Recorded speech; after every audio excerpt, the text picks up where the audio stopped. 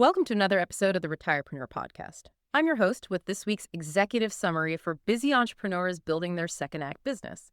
Today's episode is designed for maximum impact in minimum time. So let's dive right in.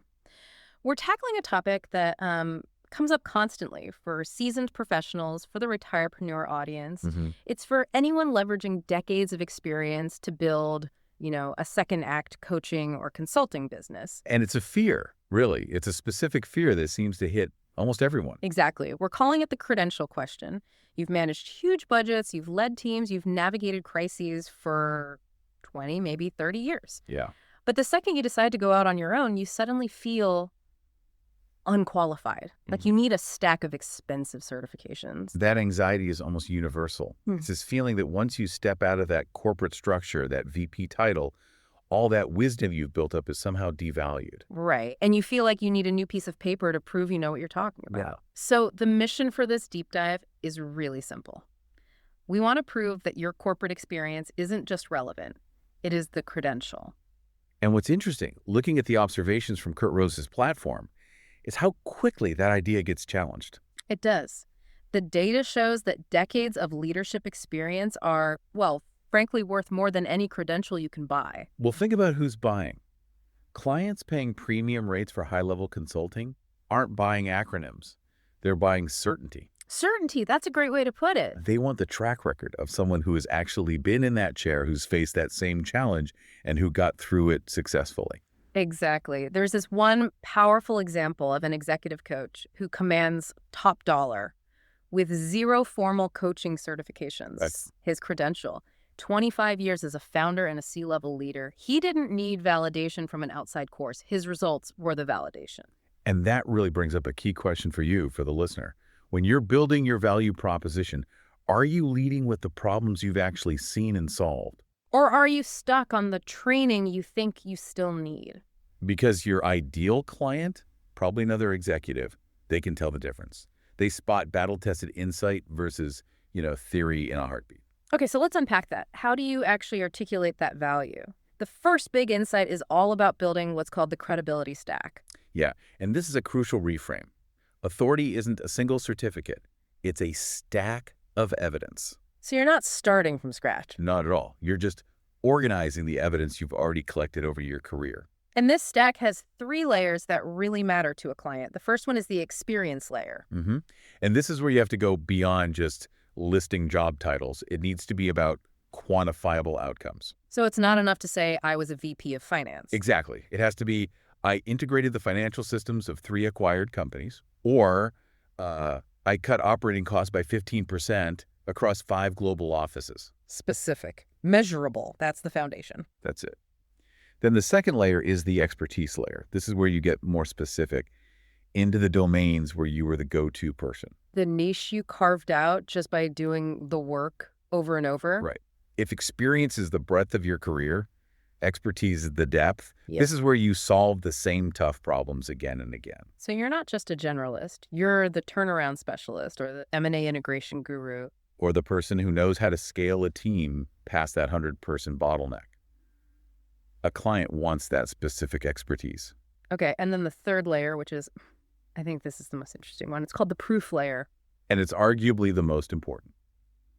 Because this is the evidence that your guidance actually works on other people. So it's not about your trophies. No, it's about the trophies of the people you helped. It's the direct reports you mentored who got promoted. It's the crises that were solved because you guided the team. If you think about it that way, if you've been guiding people through tough decisions for years, you were already coaching. You absolutely were. It was just part of your job description, not a line item on an invoice. So reframing that proof layer gives you the confidence to charge what you're worth. Absolutely. Former VP of Ops who scaled teams from 50 to 300. That just carries so much more weight than a bunch of letters after your name. Okay, so building on that accumulated wisdom, that leads to the second big insight. And it's something that no certificate can ever teach you. Right. Pattern recognition is your superpower. This is what 20 or 30 years in the trenches gives you. You've seen things play out hundreds of times across different people, different situations. You see the patterns where other people just see chaos. Think about being in a high-stakes meeting. Some new director proposes a strategy, and all the fresh MBAs think it's brilliant. Yeah, and you're sitting there and you just know you have that gut feeling that it's going to fail. And you know why? You can see the 3 specific ways it's going to implode. Yeah. Because you saw variations of it fail back in 98 and 2005 and 2012. That gut feeling is the pattern recognition. That's your hard-won data at work. A textbook can teach you theory, but you sat through hundreds of presentations. You know what hidden risk looks like. You know what works in the real world. You've diagnosed problems in real time with real money and real jobs on the line. And that ability to anticipate pitfalls your client doesn't even see coming. I mean, that foresight is incredibly valuable. It's the core of your coaching foundation. So we've established the value is already there. You have the experience, the proof, the pattern recognition, the what, Right. which brings us to the third actionable insight. This is where the real work of the pivot comes in. It's master the framework, not the content. This is such an essential distinction. You already have the what to coach. You just need the how to coach. The structure. The structure, the methodology. The mistake people make is seeking a certification to confirm what they already know. The smart move is to just find frameworks to package and deliver that knowledge. And what does that look like practically? It means learning how to frame insightful questions, questions that guide the client to their own solution.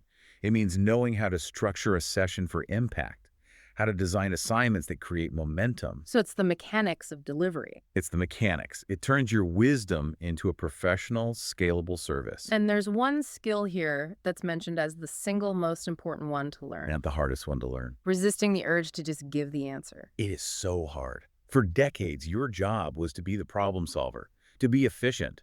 Someone brings you a problem, your instinct is to give them the solution. But a coach's value is in guidance, not dictation. Exactly. When the client discovers the answer themselves, through your framework, they own it, they implement it. That's what creates real transformation. That's the difference between just giving a prescription and actually facilitating development. Right. And it's also critical for your own business. You can't scale if you're doing the work for every client. The framework lets you guide many instead of doing for one. Okay, so let's bring this all together. The core insight, really, is a huge relief. It's stop worrying about collecting more acronyms. Yeah. Your corporate experience, the successes, the mentorship, the pattern recognition, that is the credential your ideal client is actually looking for. The time you spent in the trenches, that's your IP. That's your most valuable asset. The focus just needs to shift to packaging it, not revalidating it. Which leaves us with one final sort of provocative thought for you to chew on. The question isn't whether you're qualified. Your entire career proves that you are. The real challenge is internal. It's whether you're ready to let go of being the definitive doer and embrace the more rewarding and ultimately more profitable role of being the guide. That's the final bridge you have to cross. That's your executive briefing for this week. If you found value in these insights, share this episode with fellow retirepreneurs and subscribe to the Retirepreneur newsletter at retirepreneur.com. Follow us for weekly strategic insights, and remember, your most successful chapter is just beginning. Until next week, keep building.